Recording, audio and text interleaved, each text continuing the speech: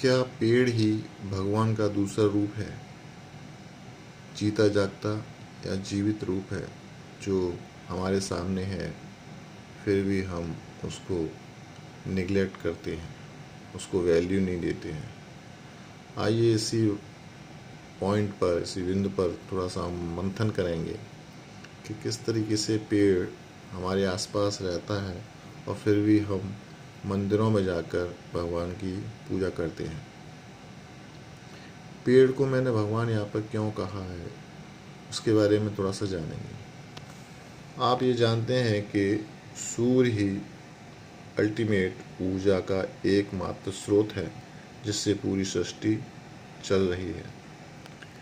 इस सूर्य की एनर्जी को डायरेक्ट हम लोग कंज्यूम, ग्रहण नहीं कर सकते हैं। तो क्या किया है, भगवान ने इस पेड़ को बनाया है और अपना ही रूप एक तरीके से इस धरती पर हमारे सामने, हमारे आसपास उपस्थित करा दिया है। पेड़ क्या करता है, इस सूर्य के प्रकाश, यानी सूर्य से जो आने वाला प्रकाश है, प्रकाश ऊर्जा है, इसको ग्रहण करता है और ग्रहण करने के बाद इसको भोजन के रूप में हमको प्रदान करता है। ये प्रोसेस हम लोग पढ़ते तो हैं, जैसे प्रकाश संश्लेषण की प्रोसेस हम जब जीव विज्ञान या अपनी छोटी क्लास, बड़ी क्लास में पढ़ते हैं तो हमने यही देखा है कि कार्बन डाइऑक्साइड और जल, ये दोनों मिलकर और क्लोरोफिल की उपस्थिति में, यानी जो ग्रीन ग्रीन प्लांट्स हैं वो क्लोरोफिल और सूर्य का प्रकाश, ये मिलकर ग्लूकोज का निर्माण करते हैं और ऑक्सीजन मुक्त होती है।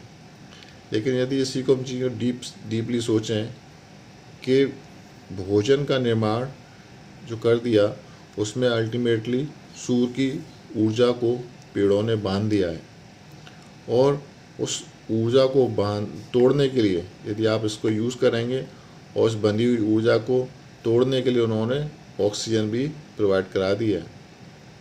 ऑक्सीजन प्रोवाइड करा दिया। अब आप ये देखेंगे कि हम जो भोजन करते हैं किसी भी रूप में करें, चाहे वो नॉन वेज हो या वेज हो, किसी भी रूप में करें, अल्टीमेट सोर्स यही होता है, ग्लूकोज।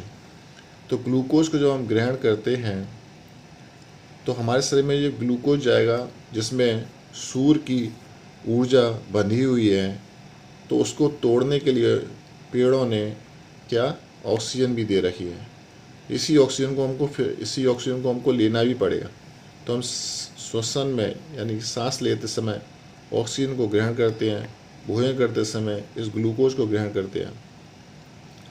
अब यही प्रोसेस, यानी इसकी जस्ट उल्टी, यानी ग्लूकोज ये वाला, ऑक्सीजन ये वाली, अब यही ऑक्सीजन इस ग्लूकोज को तोड़ेगी, यही वाली ऑक्सीजन इस ग्लूकोज को तोड़ेगी। लेकिन ये क्रिया केवल हमारी कोशिकाओं में ही हो सकती है, जीवित कोशिकाओं में। तो जीवित कोशिकाओं में जब ये प्रोसेस होगी तो फिर से वही CO2 और जल H2O और ऊर्जा मुक्त होगी, जो यहाँ पर प्रकाश संश्लेषण में CO2 और जल और ऊर्जा से मिलकर जो ग्लूकोज बनाता, वही, यानी कि यही रिएक्शंस उल्टा हो जाता है। पेड़ पौधे प्रकाश संश्लेषण के जरिए भोजन का निर्माण कर रहे हैं और हमारी बॉडी की हर सेल्स, हर कोशिका जो है, ये इसको रिवर्स कर देती है, यानी इस ग्लूकोज को ऑक्सीजन के द्वारा तोड़ा जाता है और फिर से ऊर्जा मुक्त होती है। ऊर्जा ये हमारे शरीर में काम आएगी यहाँ पर, और जल और कार्बन डाइऑक्साइड फिर से मुक्त हो जाते हैं। तो एक ही रिएक्शन है, जस्ट उसको उल्टा कर दिया गया है। तो इसी तरह से देखने में आता है कि किस तरीके से एक रिएक्शन आप देखेंगे साथ साथ, यानी पेड़ पौधे ये रिएक्शन कर रहे हैं और जस्ट इसका उल्टा हमारे शरीर में श्वसन क्रिया के द्वारा रिएक्शन हो रहा है, और जिससे ये ऊर्जा जो सूर्य के द्वारा बांधी गई थी, वो ऊर्जा हमारे शरीर में आ जाती है और हम उससे जीवित रहते हैं, हर काम करते हैं। तो इस तरीके से मैं सोचता हूँ कि पेड़ पौधे ही भगवान का दूसरा रूप है जो हमारे आसपास हैं, जिसकी हम वैल्यू नहीं करते हैं और उसको काटा जा रहा है।